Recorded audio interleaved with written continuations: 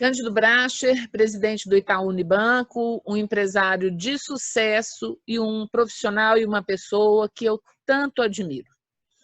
Cândido participou conosco de um Bitalks apenas para presidentes de empresas. Estamos aqui contando novamente com a sua generosidade, Cândido, em compartilhar com um público mais amplo alguns pontos muito importantes. O Itaú é uma das grandes e maiores empresas brasileiras.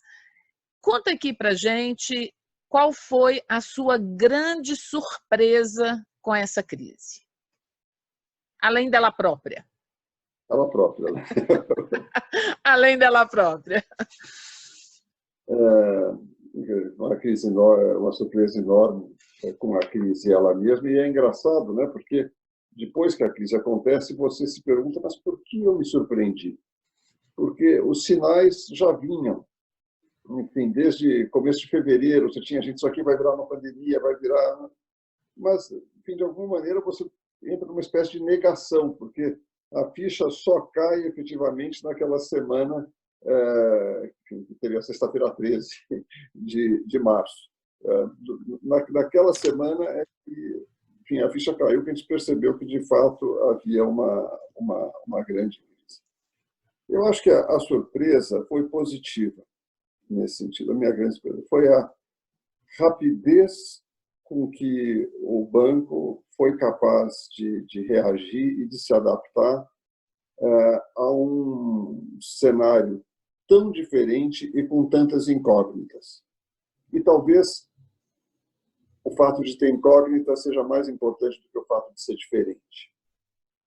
Porque você se adaptar a uma situação diferente, conhecida, tudo bem, demora um pouco, mas ela é conhecida.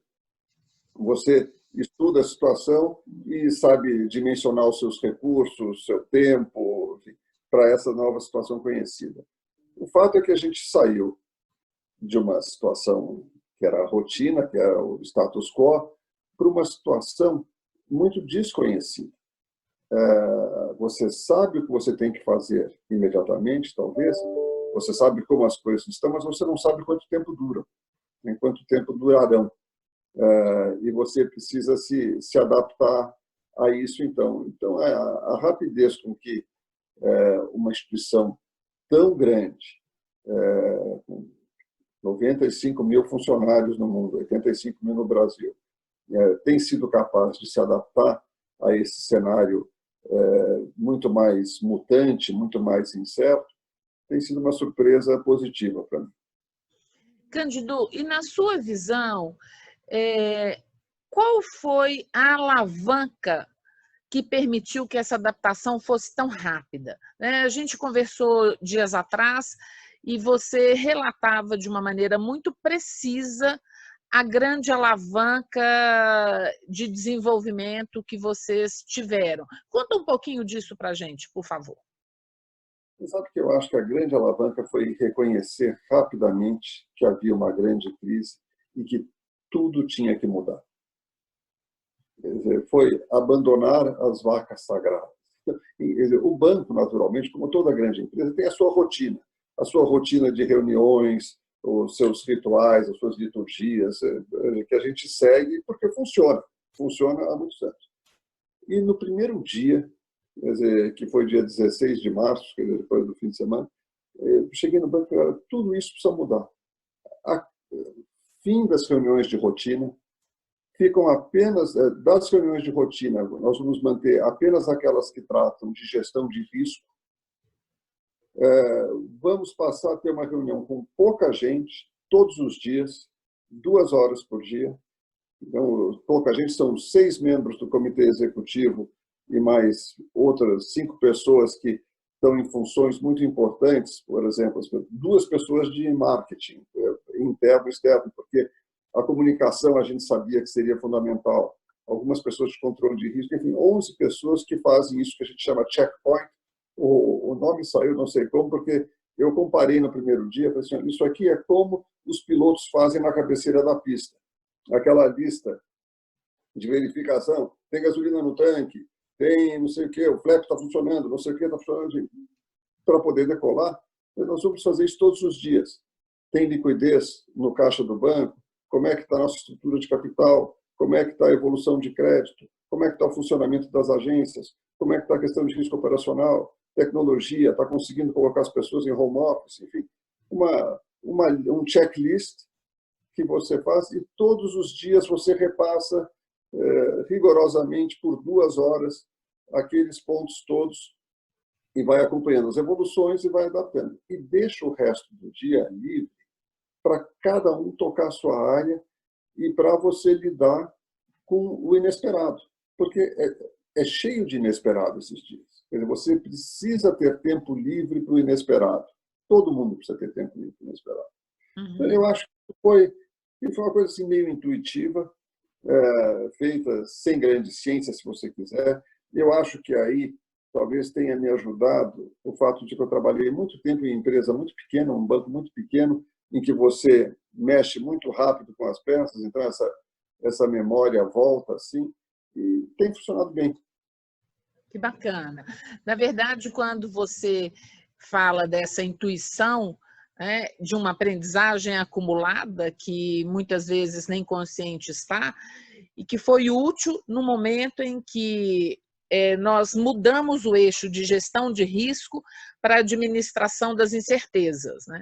E a administração da incerteza demanda um outro conjunto de competências para lidar, inclusive, com a ansiedade, com a angústia que ela naturalmente traz para as pessoas, especialmente para as pessoas menos experientes. O seu papel muda na crise. Isso é muito interessante.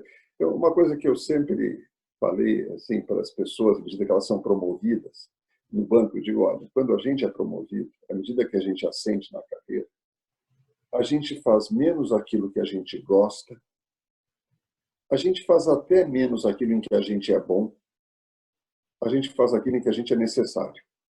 Então, quanto mais você sobe, mais o que determina o que você vai fazer é onde você é necessário. E na situação de crise, você passa a ser necessário em coisas diferentes. Então, praticamente toda a minha função de supervisão do dia a dia, ficou abandonado. Olha, cessa tudo que a música antiga canta, que outro valor mais alto se levanta. No caso, outro problema mais alto se levanta. Você tem que cuidar da comunicação interna com os funcionários e você tem que cuidar da questão da imagem externa do banco. Isso são do banco e dos bancos, do setor bancário. Quer dizer, isso são vulnerabilidades que sempre existiram, mas que nesse momento de crise se tornam muito mais perigosas, muito maiores. Então, eu passei a dedicar um tempo imenso a isso, fazer coisas que eu nunca fiz. Lives, aparecer na televisão, fazer vídeos semanais para os colaboradores do banco. Enfim, uma série de coisas que você vai vendo aonde você é necessário. Comunicação muito mais intensa com o conselho do banco, que naturalmente se torna mais inseguro numa situação dessas.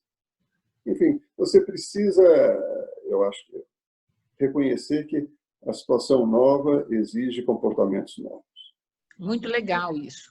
E cruzando um pouco com uma fala sua, que foi de muito impacto no webinar que fizemos, quando você fala delegação, o grau de autonomia que as pessoas adquiriram, né? Eu me lembro que eu te fiz uma pergunta, Cândido, qual foi o seu maior acerto? E você falava do acerto da ação pré-crise no investimento de desenvolvimento da liderança, da cultura. Fala um pouquinho disso para a gente, Cândido, por favor.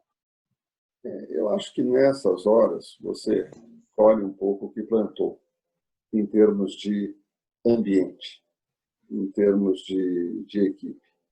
Então, enfim, se você investiu na interação entre o grupo, na delegação, em ouvir as pessoas, em deixar as pessoas aparecer, até os próprios diretores executivos. A gente teve sorte, em setembro, a gente fez uma grande reunião com todos eles e, a partir de então, temos feito reuniões mensais, fazendo com que eles aparecessem. Então, nessa hora, eu acho que assim, a confiança recíproca estava mais exercitada. tanto a confiança dos chefes nos subordinados, quanto dos subordinados nos chefes, de uma certa maneira. Os canais estavam mais aceitados. Então, você pode soltar. Você pode assim, soltar com mais segurança. Agora, eu confesso para você que só quando eu fiz uma reunião, nem sei se eu já tinha feito essa reunião quando nós tivemos, quando eu fiz uma reunião geral com todos os diretores executivos, 3 horas, para acompanhar a evolução dos negócios, é que eu tive a noção do quanto foi feito no banco sem a minha supervisão, sem o meu conhecimento, e como foi bem feito. E como as pessoas assim assumiram as suas áreas, são donas dos problemas dos seus negócios e estão lidando com aquilo, encontrando soluções e fazendo. E você, enfim, é um presente para um gestor. Quer dizer, você está numa reunião dessas percebendo, vendo a capacidade a inventividade, a energia das pessoas fazendo as coisas. Enfim, eu acho que isso vai mudar a situação pós-crise. Quer dizer, não tenho dúvida que vão ficar lições importantes disso no pós-crise. Será um erro querer voltar à situação anterior à crise, à situação de gestão.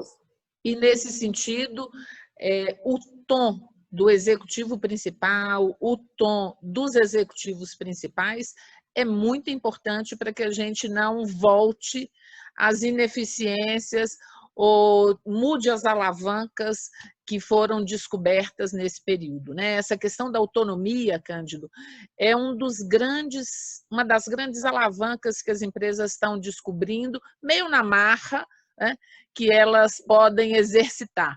E o que a gente aprende assim, a gente tem de fazer muito esforço para continuar e apropriar na cultura da organização. Logo no início, vocês definiram 7 frentes de atuação, né? Você poderia compartilhar conosco essas 7 frentes e depois a gente faz um pulo, né, no tempo para hoje? Olha, foram as 7 são. A primeira coisa, no banco, você morre pela liquidez. Então, a coisa fundamental é liquidez. Item 1 do checklist, liquidez. Vamos ficar líquidos, como é que você está ali, como é que está de liquidez, etc. A liquidez é uma coisa que a gente olha todo dia. Segunda coisa é capital. Bancos têm exigências de capital para poder assumir os riscos que assumem. Nós trabalhamos sempre com uma folga de capital, com um colchão, justamente para situações como essa. Então, é monitorar rapidamente como é que o nosso capital está, como é que ele está. Ele é consumido quando você tem perdas, ele é consumido quando os seus ativos crescem, e os nossos ativos cresceram em parte em função da desvalorização cambial, e você chama de RWA, Risk Weighted Assets, quer dizer, eles são ponderados pelo risco. Se o risco dos seus ativos aumenta, e aumenta, também você precisa de mais capital, então acompanhar capital. Terceira coisa, acompanhar crédito. Como é que está o crédito dos clientes? Aonde que você vê mais risco, onde você vê menos risco? O que você faz com os limites disponíveis que você tem? Você os mantém, você não os mantém? Para quem você mantém, para quem você não mantém? Enfim, acompanhamento de crédito. Quarta coisa, risco operacional. E aqui entra tudo. Toda a parte de tecnologia. Hoje nós temos 42 mil pessoas em home office. Como é que você faz isso? Como é que você protege as questões de segurança da informação com as pessoas na sua casa? Como é que você faz os sistemas não caírem? Risco de fraude aumenta muito nessa situação. Como é que você lida com isso? O risco, enfim, todos os aspectos de riscos operacionais do banco. A gente tem uma lista com eles, você passa um por um. Atendimento a clientes é a outra. Então, você vê que isso aqui não está em hierarquia. Atendimento nas agências. Como é que você faz as agências funcionarem?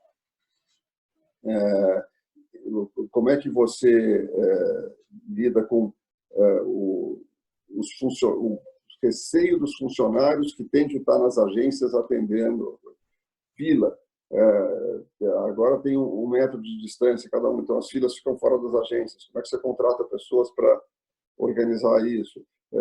Agência em que um funcionário tem Covid, como é que você... o tempo de limpeza. Tem detalhes importantes, então, o funcionamento das agências. Pessoal, essa é a mais importante, talvez. Como é que você deixa as pessoas seguras num ambiente de insegurança? Então, garantir que você não vai demitir, perguntar quem são as pessoas que se sentem de grupo de risco porque são mais velhas ou porque têm diabetes ou porque são hipertensas, deixar essas pessoas em home office, se não der para colocar em home office, colocar de férias. Um detalhe que nós copiamos de um concorrente, porque achei uma ótima ideia, antecipar o 13º, porque as pessoas eventualmente têm necessidades adicionais nessa época de crise. E, finalmente, imagem e governança. Quer dizer, imagem é uma coisa fundamental, isso foi uma parte que eu me ocupei mais. Quando você olha, você começa a ter nos jornais assim, a culpa é dos bancos, os bancos estão empossando liquidez, os bancos... Você tem muito rancor acumulado em relação aos bancos na sociedade. Tem também um oportunismo político e tal, e que nessa hora encontra um campo fértil. Então, e nessa crise, gente, não é possível que nessa crise a gente vai passar por bandido. Quer dizer, a crise não é nossa, nós não criamos, por uma vez, uma crise que não é do setor financeiro. Cândido, essas 7 categorias ainda estão valendo? A gente continua seguindo as 7 categorias todo dia. Mas tem algumas que ficam repetitivas. Liquidez está lá, já está visto, está resolvido. A gente olha porque é importante, mas a reunião que levava 2 horas está levando 1h20. Ótimo, isso é muito bom, isso é um bom sinal, aliás. Né? Eu queria retomar o que você disse dos bancos fazerem parte da solução. Né? A doação de 1 bilhão que o Itaú Unibanco fez, na minha avaliação, tem a chance de mudar a história da doação das empresas no Brasil. Você conhece uma pesquisa que temos, que foi publicada, inclusive, na Harvard Business Review, que em 2013, apenas 2% dos empresários / empresas eram considerados empresas e empresários estadistas, aqueles que olham de fato e agem para o bem comum e não apenas para os resultados da sua empresa. Numa pesquisa mais recente que fizemos no ano passado, esse número saltou de 2% para 5%, ainda muito baixo no ambiente empresarial brasileiro. Temos a oportunidade aqui, na nossa visão, de acelerar esse atributo das empresas, esse atributo dos empresários, e o Itaú Unibanco, através dos seus acionistas e do seu corpo diretivo, dá um belo exemplo nesse sentido. Né? Parabéns, o Brasil agradece. Né? E eu queria, nesse momento, Cândido, a gente já está caminhando para o nosso término, te fazer uma pergunta: qual foi o maior erro que você pode compartilhar aqui conosco nessa crise?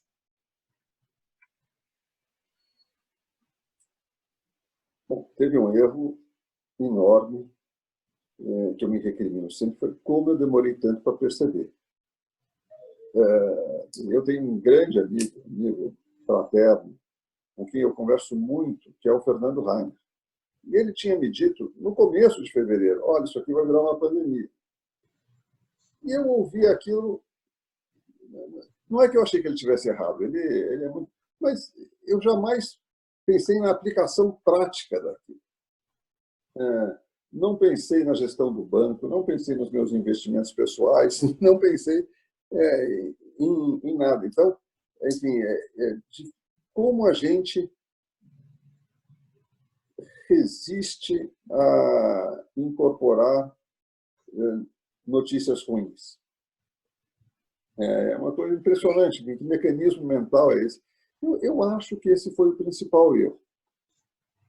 Eu acho que, uma vez reconhecida a existência da crise, eu acho que nós tivemos bastante acertos até, enfim, na maneira como estamos lidando com isso. Talvez no futuro eu venha a ver que, puxa vida, olha, foi um erro não ter concedido muito mais crédito logo de cara, porque os clientes teriam ficado muito mais felizes e a crise acabou sendo muito mais branda do que a gente imaginava. Ou poderia dizer, olha, foi um erro não ter fechado mais os limites, porque a crise foi muito mais séria e a qualidade da carteira de crédito piorou. Enfim, tem certas coisas que você só sabe após o fato.